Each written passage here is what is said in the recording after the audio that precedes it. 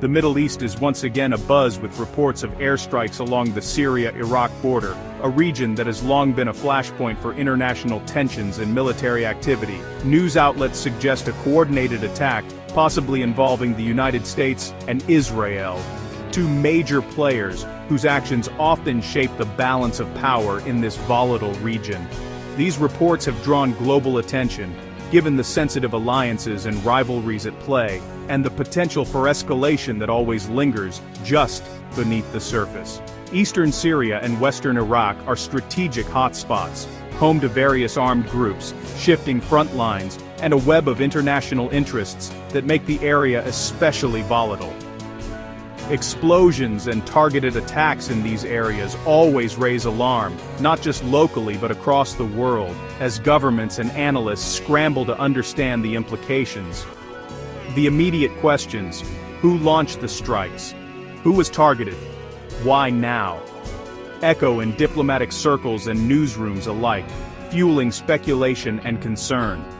Early information is fragmented, with conflicting accounts and limited official statements, making it difficult to grasp the full story as it unfolds. Each new detail helps piece together a complex puzzle, revealing not just military strategy but also the broader geopolitical stakes involved. Airstrikes aren't just military maneuvers. They disrupt lives, destroy homes, and create fear for those on the ground, leaving lasting scars on communities. While headlines focus on strategy and power, the reality is felt most by local communities, who must navigate the uncertainty and trauma that follow each attack. As we examine these events, we must remember the human cost behind every report: the families displaced, the children frightened, and the communities struggling to rebuild. The situation in Syria and Iraq is more than a headline. It's a window into ongoing regional struggles, and a reminder of the resilience and hope that persist even in the face of conflict.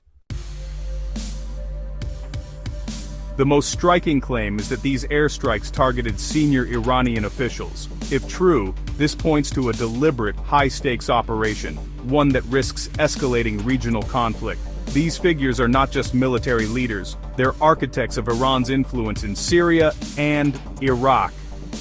Eliminating them would disrupt Iran's regional network and send a powerful message to Tehran. Such precision suggests advanced intelligence and careful planning. Targeting high-level individuals requires real-time information and sophisticated tracking. If confirmed, this would mark a bold escalation in the ongoing shadow war between Iran and its adversaries. It signals a shift from covert operations to direct confrontation. That's why the world is watching closely for confirmation or denial of these reports. The alleged strikes occurred in Al-Bukamal, a critical border area in eastern Syria. This remote crossing, nestled along the Euphrates River, has become a flashpoint in the ongoing struggle for influence in the region. Its strategic location has made it a focal point for regional powers vying for control. This region forms a land bridge connecting Iran to Syria and Lebanon, a vital supply route for weapons and personnel. Iran relies on this corridor to support allies like the Syrian government and Hezbollah. The roadways and border crossings here are lifelines, allowing the movement of everything from advanced weaponry to fighters and humanitarian aid.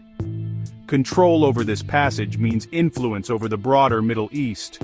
The area is a hub for Iranian-backed militias, making it a frequent target for airstrikes. Israel and the U.S. see this corridor as a direct threat, monitoring it closely.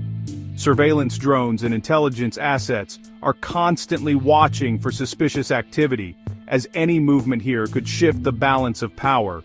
Militias use tunnels and civilian buildings to hide, complicating any military action. Strikes here are part of a long-running effort to disrupt Iran's regional logistics. The use of civilian infrastructure as cover not only makes targeting more difficult, but also increases the risk to local populations, adding another layer of complexity to the conflict. What's new is the claim that senior Iranian leaders were specifically targeted. This suggests a move beyond disrupting supplies, to striking at the heart of Iran's command structure. If confirmed, such actions could escalate tensions dramatically, signaling a willingness to directly challenge Iran's leadership and decision-making apparatus. The stakes in Al-Bukamal have never been higher.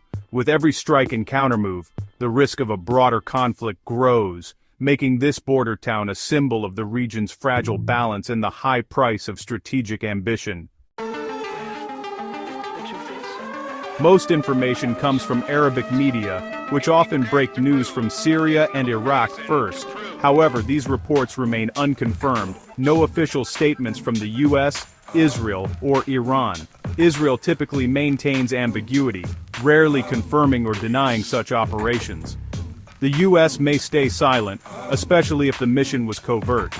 Without official confirmation, these remain just reports, not established facts. Conflicting details and rumors are common in such situations. Sometimes leaks are intentional to send messages or sow confusion. Journalists seek multiple sources, but credibility still hinges on official acknowledgement.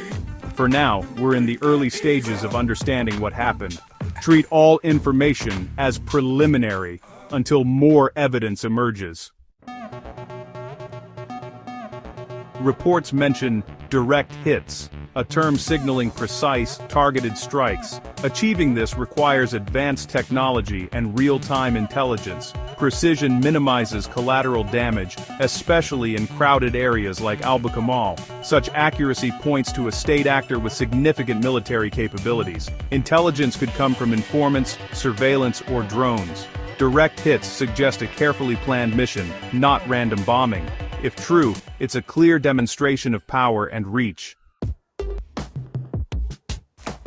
Why target senior Iranian figures? The motivations are strategic. Disrupting Iran's network in Syria and Iraq weakens its regional influence. Removing key leaders can paralyze operations and interrupt the flow of weapons. It's also about deterrence, showing Tehran that its commanders are vulnerable, even abroad. Such strikes serve as psychological warfare, aiming to make Iran reconsider its actions. Retaliation is another motive, responding to attacks by Iranian-backed groups. This tit-for-tat cycle is common in the region's ongoing conflicts. There's also a long-term strategy, Israel's war between wars, using limited strikes to degrade enemy capabilities. Each successful hit pushes back Iran's efforts to entrench itself near Israel's borders. These actions are calculated to manage threats without triggering all-out war. The message: Iran's reach has limits. Strikes like these can shift the region's fragile balance of power, sending shockwaves through governments and populations alike. Every action in this volatile landscape has consequences that ripple far beyond the immediate target, affecting alliances, rivalries, and the daily lives of millions. If confirmed, Iran faces immense pressure to respond. Inaction could be seen as weakness, both by its own people and by adversaries. Leaders in Tehran must weigh the risks of retaliation against the dangers of appearing vulnerable, knowing that their next steps will be scrutinized at home and abroad. Retaliation could come directly or through proxy groups, raising the risk of escalation. Iran's network of allies and proxies across the region means that any response could ignite new fronts, drawing in actors from Lebanon to Yemen and beyond. Iraq and Syria, whose territory was struck, are caught in the middle, condemning attacks but unable to prevent them. Their fragile governments struggle to assert control, while civilians bear the brunt of violence and uncertainty. Gulf states like Saudi Arabia and the UAE may quietly welcome blows to Iran, seeing them as checks on a regional rival, but they also fear the outbreak of a wider conflict that could threaten their own security and prosperity. A major war would destabilize the region and threaten global oil supplies, sending shockwaves through international markets and impacting economies worldwide. The stakes are not just regional, they are truly global. The risk of miscalculation is high. Even limited strikes can spiral out of control, leading to unintended consequences and rapid escalation. In such a tense environment, a single mistake could trigger a much larger crisis. Each side must weigh its actions carefully, knowing the stakes. Diplomacy, military strategy, and public opinion all play a role in shaping what happens next. The next move, especially from Iran, will determine if tensions cool or escalate. The world watches closely, aware that a single decision could alter the course of history in the Middle East. The region holds its breath, awaiting the fallout. In this delicate balance of power, every moment counts, and the future remains uncertain. In the fog of war, early reports are often incomplete or misleading. All sides have incentives to shape the narrative, sometimes exaggerating, sometimes concealing. Verification is crucial, cross-checking media, satellite imagery, and official statements. Responsible reporting means acknowledging what's known and what isn't. Right now, we lack names, official confirmation, and claims of responsibility. The story remains an allegation, not a proven fact. Patience is essential. The truth emerges slowly as evidence accumulates.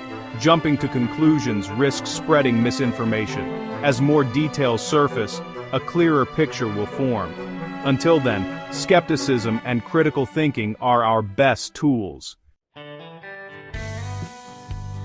In summary, reports of U.S.-Israeli airstrikes on senior Iranian figures mark a potentially major escalation. The Al-Bukamal corridor's strategic value and the precision of the alleged strikes raise the stakes. Yet, without official confirmation, much remains uncertain.